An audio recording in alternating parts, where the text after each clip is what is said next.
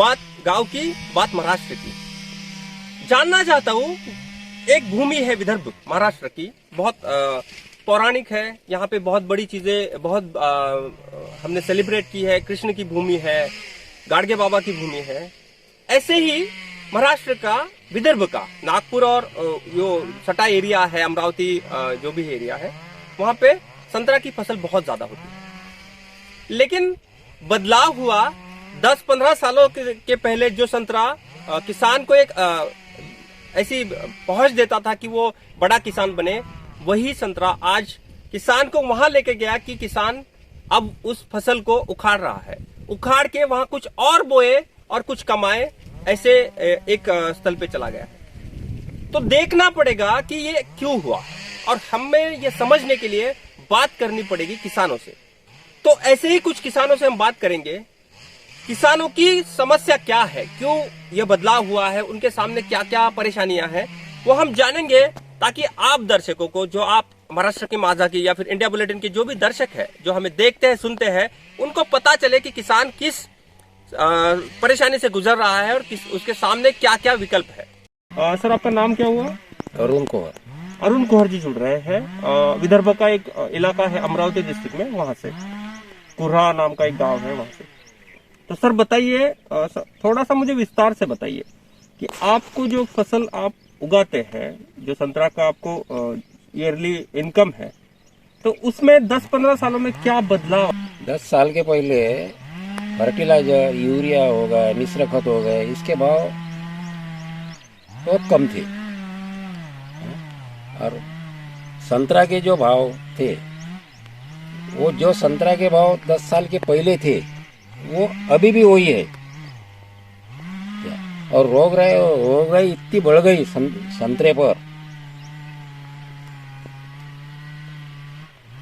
आप कितना जैसा 1 एकड़ आपकी फसल है संतरा की, तो कितना खर्चा करते हैं, मुझे बताइए जरा, कैसा होता है, उसमें क्या क्या खर्चा आता है शुरुआत से? उसमें पहले तो ट्रैक्टर से मशागत करना पड़ता। ओके, तो उसका कितना कॉस्ट आता है ट्रैक्टर का?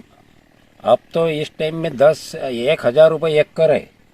1,000 रुपये एकड़? एक किरनी है, और उसमें मुझे दोनों तरफ से करना पड़ता, तो 2,000 रुपये एकड़ का वही खर्च है। ओके। उसके बाद उसको जब अपन पानी चालू करते, तो पहले भी शुरुआत में फवारनी करनी पड़ती, उसके बाद उसमें मिश्र खत डालना पड़ता, शेन खत डालना पड़ता, बाद में पानी चालू करना पड़ता। ओके। इतना होने के बाद भी रोगराई बहुत बढ़ रही है। अब पैसे कितने वसूल होंगे, इसकी कुछ गारंटी नहीं। अब मुझे ये बताइए कि जैसा आपने बताया कि लागत के लिए आपको इतना लगता है, तो उसी के साथ आप जो फर्टिलाइजर यूज करते हैं, या फिर उसमें आप जो भी खत डालते हैं, सेंद्रीय खत, शेन खत, या फिर जो भी डीएपी, यूरिया डालते हैं, उसका हर एकड़ कितना कॉस्ट आता है, कितना लगता है आपको? अब उसका वो अपन कितने डालते इस पर है। ओके। अब एक झाड़ को 2 किलो भी मिश्र खत डालना पड़ता। उसके बाद और यूरिया डालना पड़ता 1 महीने के बाद। वो होने के बाद जून महीने में जब बारिश आती, तब और खत डालना पड़ता उसको, रासायनिक खत ही। उस टाइम में भी 2-3 स्प्रेइंग करना पड़ता। ओके। तो अब ये बताइए कि जैसा आपने इतना किया एकड़ भर में, उसके बाद फसल एक एकड़ में कितनी होगी, कितने लाख की, कितने हजार की होगी? अब ये साल तो फसल की कुछ यही नहीं रही। 500 झाड़ 25,000 में गए। अब क्या एकड़ के वो बताएंगे आप? 500 झाड़ का पाठा है, वो 25,000 में दिया।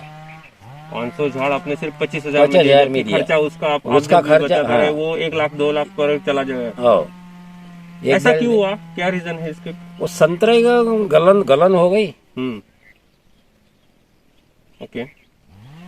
उस वजह से संतरे नहीं रहे, सब गढ़ती। आपके पास आप एक अभी 10-15 सालों में चलन आया है जो बीमा मिलता है, तो उसका क्या है? आप बीमा नहीं निकालते हैं? बीमा निकालते ना।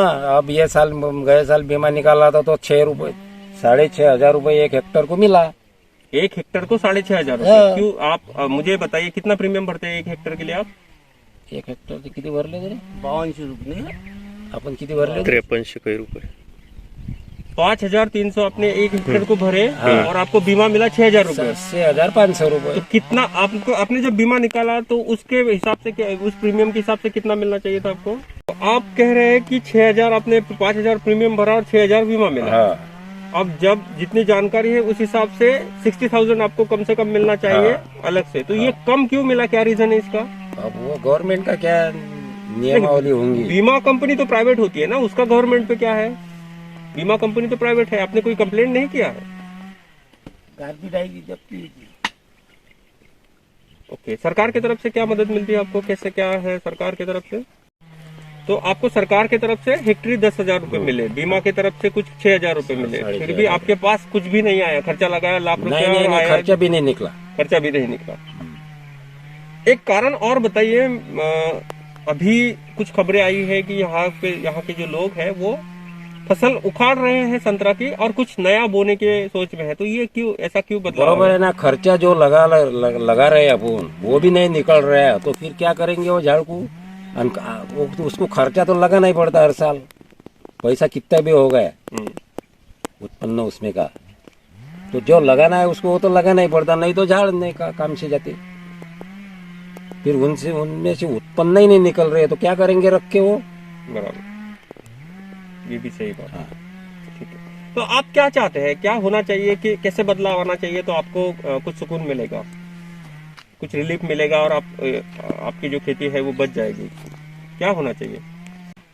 अब ये फर्टिलाइजर जो है रासायनिक खाद, वो डीएपी का बोरे का भाव 1,800 रुपये हो गया, 1,850 रुपये। इनके भाव कम होने को होना, फवारनी जो लगा दे अपन औषध, जंतुनाशक औषध, वो उसके भाव बहुत बढ़ गए, उस पर कुछ कंट्रोल होना गवर्नमेंट का। और ये जो विमा निकालते अपन, उस पर गवर्नमेंट का वचक होना। वो 100% के पैसे अपन भरते और 10-15% देते हो। ओके, हाँ।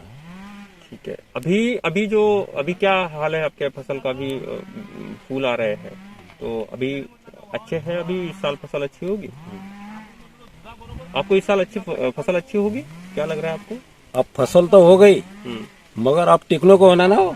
ओके, हाँ, प्रोग्रेस हो है, अब 3 स्प्रेइंग हो गए और 3-4 होना उसको। तो आपने सुना, किसान को सुना, वो बता रहे हैं। आप समझिए कि 10 साल पहले वो 40,000 में 1 एकड़ की खेती को खड़ा करते थे।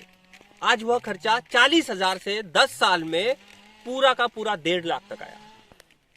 उसी के बरक्स जो उसमें लगने वाला खर्चा था वो तो बढ़ा, लेकिन फसल का जो दाम है, फसल का दाम कितना हुआ?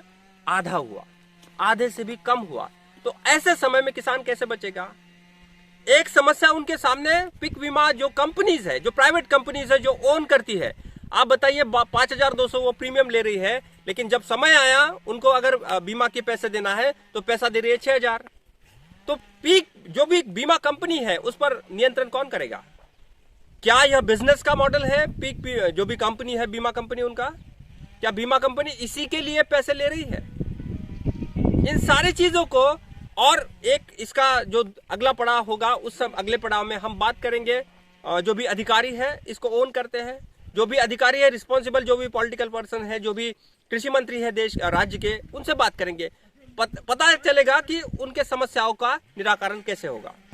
अमरावती महाराष्ट्र से मैं रोहन भेंडे, कैमरामैन नितिन बोबड़े के साथ इंडिया बुलेटिन के लिए।